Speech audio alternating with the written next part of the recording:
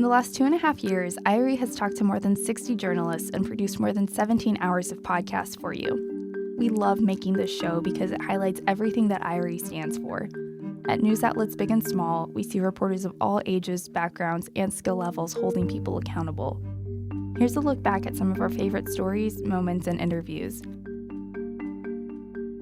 None of us expected to find a slave island, but that's what we found. It shouldn't depend upon a journalism professor and students to point out what's wrong with a bad case.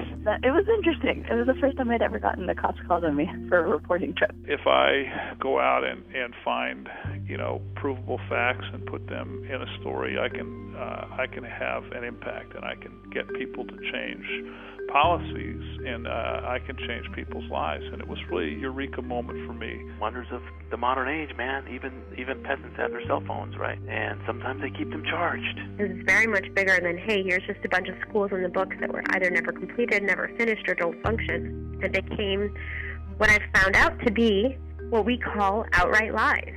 So the day that we did the interview was literally the first time she heard the details of what happened that day, and it was very painful for her.